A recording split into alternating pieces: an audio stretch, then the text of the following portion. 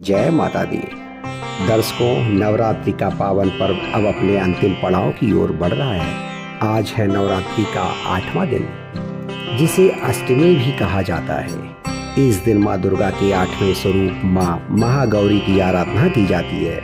महागौरी अपनी कोमलता, सौंदर्य और शांति के लिए जानी जाती है। भक्तों का विश्वास है कि महागौरी की पूजा से जीवन के सभी पाप नष्ट हो जाते हैं और साधक को निर्मलता और दिव्यता का वरदान मिलता है।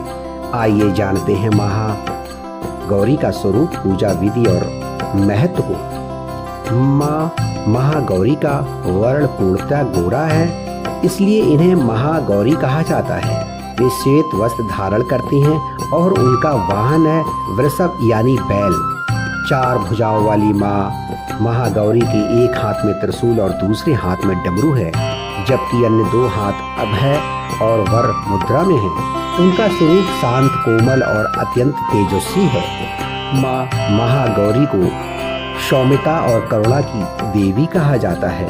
नवरात्रि के 8वें दिन माँ महागौरी की पूजा करने से जीवन की समस्त नकारात्मकता और दुख दूर हो जाते हैं। भक्त शुद्ध वस्त्र पहनकर माँ की प्रतिमा को गंगा जल से स्नान कराते हैं और उन्हें सभी सफ़ेद पुष्प, वस्त्र और चंदन अर्पित करते हैं। माँ को नारियल और गुड़ का भोग विशेष रूप से प्रिय है। मान्यता है कि इस दिन कन्या पूजन और उन्हें भोजन कराने से माँ महागौरी की विशेष कृपा होती है।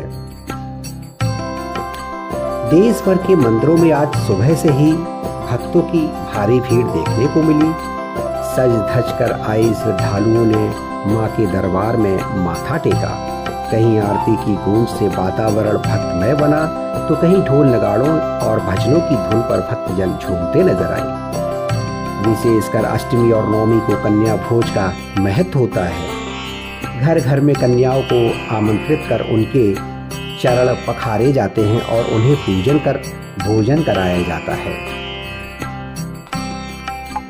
धार्मिक मान्यता है कि कन्या पूजन और उनके सम्मान से माँ महागौरी की महाकृपा से प्राप्त होती है।